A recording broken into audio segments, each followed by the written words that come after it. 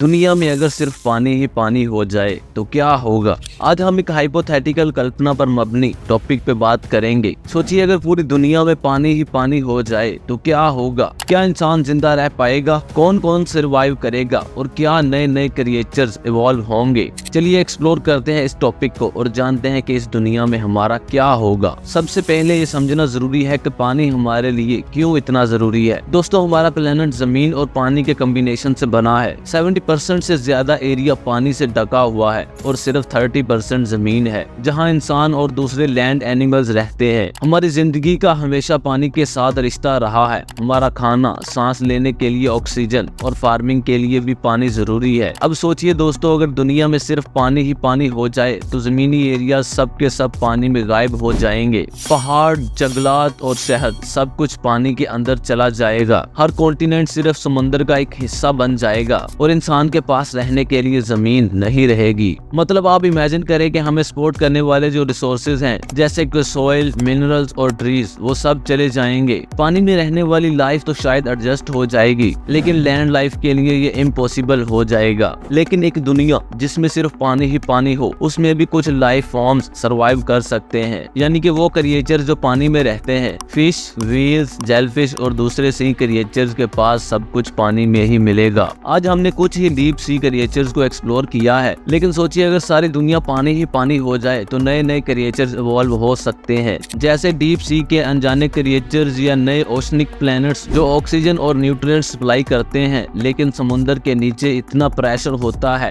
कि उनके अडॉप्ट करने के लिए भी शायद कई साल लगे। तो अब सवाल ये उठता है दोस्तों कि अगर हमारी जिंदगी पानी पर ही डिपेंड हो जाए तो इंसान कैसे जिंदा रह सकेंगे। इंसान पानी के अंदर ज्यादा देर तक सरवाइव नहीं कर सकते। शायद हमें फ्यूचरिस्टिक अंडर वाटर सिटीज बनानी पड़ेंगी, जैसा कि स्काई-फाई मूवीज में दिखाया जाता है, जहां हम ऑक्सीजन और एनर्जी के रिसोर्सेज पानी के नीचे जनरेट कर सकते हैं। अंडर वाटर कॉलोनीज के लिए काफी एडवांस टेक्नोलॉजी चाहिए होगी। ऑक्सीजन की सप्लाई के सिस्टम, खाने की फार्मिंग और एनर्जी के भी इंतजाम करने होंगे। इसके अलावा शायद हम ज्यादा समय स्पेस में रहने वाले सोल्यूशन भी एक्सप्लोर करने शुरू करेंगे, जैसे मून कॉलोनीज या मार्स पर जाकर नई दुनिया बसाना। एक और बड़ा इम्पैक्ट जो पानी की दुनिया पर होगा वो है एक्सट्रीम वेदर पैटर्न्स, क्योंकि जब सब कुछ पानी ही होगा तो नेचुरल साइकिल्स भी चेंज हो जाएंगे। आज के टाइम में भी ओशंस क्लाइमेट कंट्रोल में मेजर रोल प्ले करते हैं। अगर ये सब कुछ ओशन हो जाए तो स्टॉर्म्स और बारिश के पैटर्न काफी अनप्रेडिक्टेबल हो जाएंगे, और क्योंकि हवा और टेम्परेचर के कंट्रोल के फैक्टर भी कम हो जाएंगे, टेम्परेचर फ्लक्चुएशन और भी एक्सट्रीम हो सकते हैं। ज्यादा बारिश, फ्लडिंग और अनप्रेडिक्टेबल सीजन की वजह से ओशनिक लाइफ को भी थ्रेट हो सकते हैं।